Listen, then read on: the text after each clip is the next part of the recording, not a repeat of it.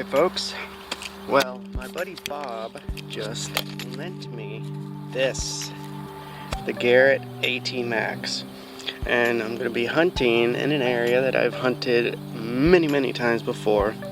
I got sensitivity almost all the way up, 0 mode iron discrimination on 0, and I'm very excited to try this detector out because I really want to get one. As you know, I love Garrett's. This is the site, if you've been watching me for a while, I found the Morgan Silver Dollar, all sorts of Indian head pennies, pocket watches, everything. It's an old 1886 house. The house is still standing. So we're going to get right into it, and hopefully we can pull some stuff out that we have not found before. I'm going to go to the area where I found those two large pennies, the British and the New Zealand, and we'll check it out. That's where the older house stood, the starter home, right in here. That was built in the late 1870s, like after the Civil War. Family came down here, built a little starter house, and then built the big house. So, let's get at it. Pretty excited. Well, I just got an incidental find down here. Check this out. I haven't even found the target yet. And I found the smallest little cork top bottle I have ever found in my entire life. It's not embossed, but that was an old cork top. Tiny little sucker. Maybe perfume. It's got a little chip on the back of it, but that's cool. So let's see what the metal was.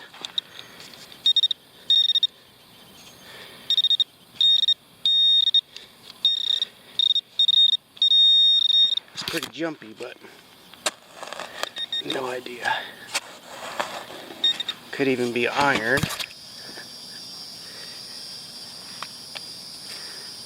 It's not. Yeah, I'll dig it up. I'll show you what it is regardless. So this is one neat hole. So we got the bottle, and next I pulled out a square nail. I thought I was digging a deep square nail until I popped this up.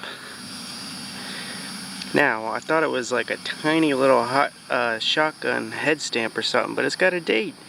Patented June 1889. Let me put you in macro and show you what it is. I don't know if it's a snap button or what, but 1800s, so let me get you a macro.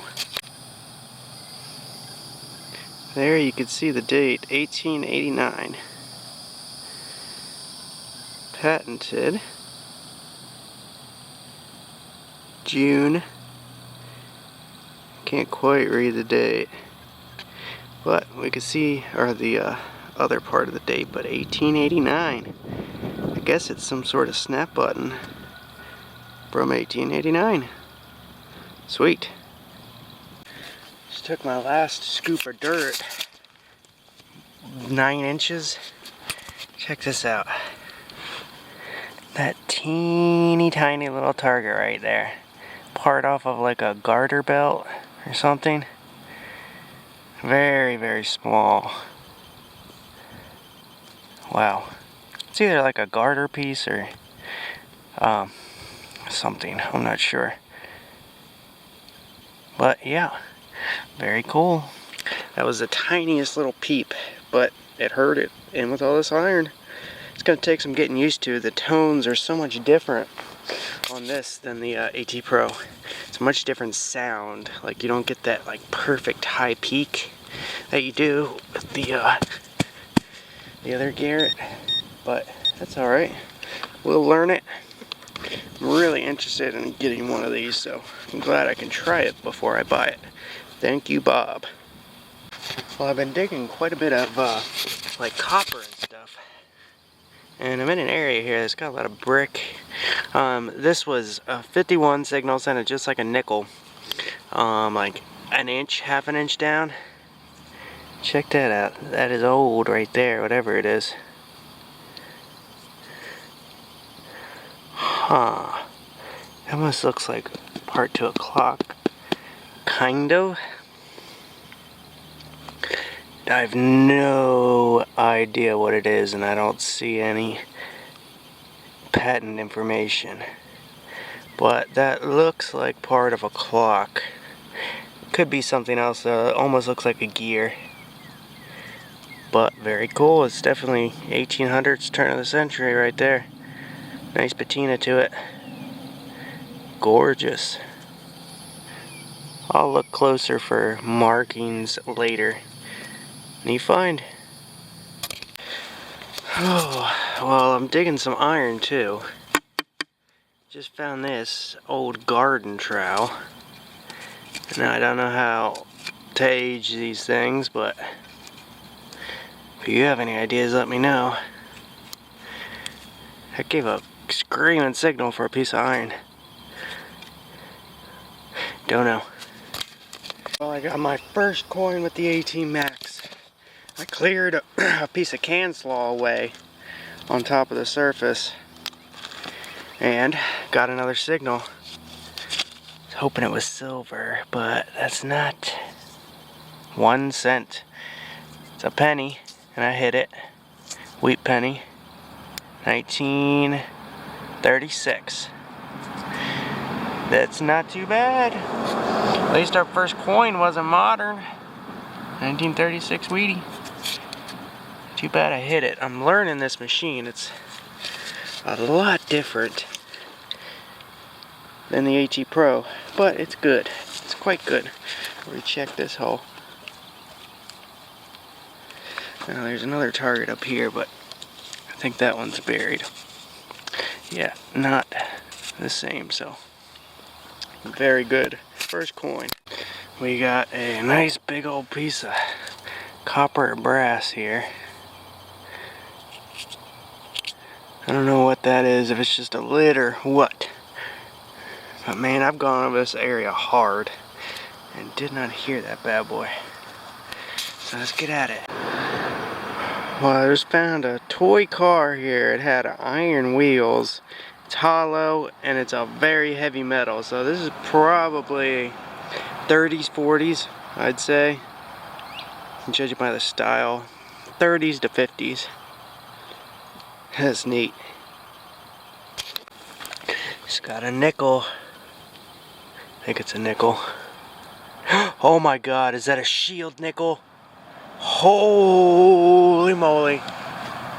Holy moly. Bucket lister. This has got to be a shield nickel. Oh my god, it is a shield nickel. Holy cow. Oh my god. Oh, it's. Oh my word. Oh my god, it's in such good shape. Oh, I love this sandy soil. That is a shield nickel. Oh my word. Oh yes. Oh man, we might get a date, but that is early right there. Early nickel, the very first nickel they ever made. Oh my god. I never thought I would find one of these. Whew, that was like 2 inches under the ground. My word. Oh, I'm so glad I didn't hit it. That I really thought that was like a pull tab or a Jefferson nickel. I think the dates are down here on the very bottom. Oh, I can see it. 87. I believe it's 1887. Let me put you in macro.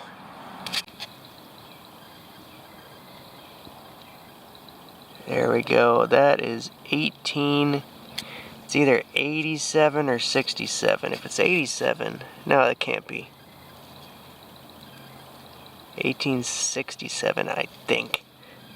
I'm gonna have to look at it with the loop, because I don't think they made them in 87. I think 1883 is when the B nickel started, so that has to be a 67. Yes, I could see it. Oh my god, that is so awesome. I found a freaking shield nickel. Whew, lordy. The front of this thing is awesome. That is so cool. Oh my word. So glad I'm going through here with the AT Max. Oh my word. This is the second coin I've ever found with the AT Max, and it's a freaking shield nickel. Sorry, I am a little freaking out because this is a very old coin for me to find in Florida. We don't find too many old coins this old in Florida. And when you do, they're very special. Alright folks, on to the next hole. Alright, I got another nickel in the hole, but I'm very angry because look where it is. My shovel went right across it. Hopefully this one's the Jefferson nickel. Oh, or a flat button. It is a Jefferson nickel. Alright, I'm so glad I hit this one. 1953. Whew, and that was so much deeper. Very glad I hit this and not that shield nickel because I would have been beating myself up big time. Alright.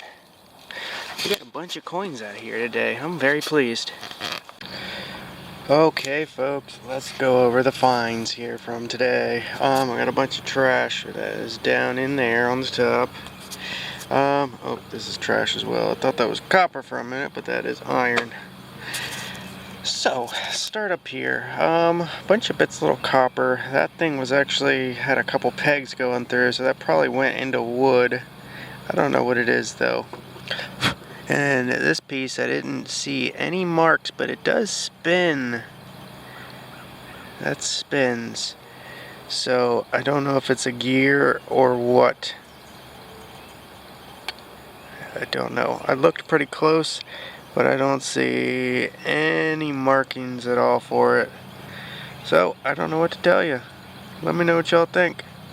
It's weird, but I like it. We got our little teeny tiny little cork top bottle. I don't think it's that old. I mean, it's cork top, but I don't know, maybe 20s. They did have cork top little bottles up to later.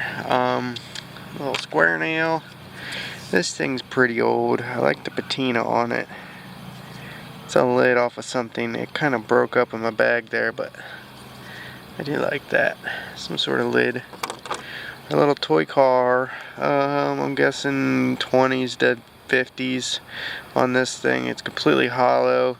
Very, very heavy, and it had an iron holding on the wheels there. I think the wheels are copper, but it had iron pegs.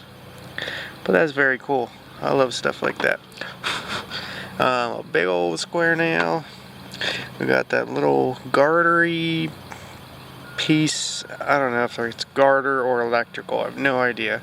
This, now that I'm looking at it, it kind of looks electrical. But either or. Got some copper. We got a tiny little rivet. A bunch of casings. Nothing too old. They're all center fire. This one even had plastic on it. That's a 410 nitro. And little teeny tiny 22s. A half of a parasol that got ripped open. That is the part in the umbrella. Would slide up. That's an old one. Brass. We got a fire bullet. We got a piece of lead that was in two separate pieces. Now I don't know what it is. It was made to be like that, obviously. It served a purpose, but I don't know what that purpose was. So if you know what the purpose of that was, please let me know. The lead. We got that tiny little button that was patented in 1989. We got our 1953 Jefferson nickel that I hit. We got our 1936 or 8 wheat penny that I hit. And this shield nickel. Now it is 1867 and it's a type 2 because it does not have rays going through the stars. There's some of them have like little sunburst rays going in between the stars in the first and second year, and this is a second year shield nickel, but it does not have the rays, so that makes it a type 2. 28 million I believe were minted. The minimum value for this coin is $21 for a nickel. That's in like horrible condition, G4. So it's very worn, but you can see all the details and you can actually see a date on the bottom 1867. I hear a lot of these, the dates rub off. But that's a good looking coin right there. These were 75% copper and 25% nickel. So I believe these last pretty good in the ground, especially with this sandy soil we have in Florida. Now, I never thought I'd find one of these ever. I mean, it's hard enough for me to find V-nickels around here, let alone shield nickels, because they stopped making them in 1883. And this part of the country, and part of Florida, didn't really get settled till after the Civil War. There were people here, but didn't really get settled till after the Civil War. Now, this was probably dropped 10, 20 years after it was made in the late 1800s. But it's an 1867. It's the oldest nickel I've ever dug, that's for sure. And probably in my top 10 oldest coins. So, beautiful. And we found it with the AT Max. And thank you very much, Bob, for letting me use this thing. I like it. And the only negative thing I have to say about it is it drains batteries. I was out for 3 hours. When I got it, it had 2 bars, completely ran out after like 30 minutes. Put a brand new spanking batteries in there, and after an hour and a half, it was down to 2 bars again. So that is insane. And the batteries I use in this thing, I use on my Garrett AT Pro, and it lasts me like 5-6 days. 6 hours each day, but man, 3 hours and it drained like a whole set of batteries. But other than that, great machine. It's got a different sound, but it's pretty good, so awesome. Hope you all enjoyed this video. Man, I did not expect to find this much, and I especially didn't think to find that at a site I've hit very, very hard. So thank y'all for watching. See y'all on the next.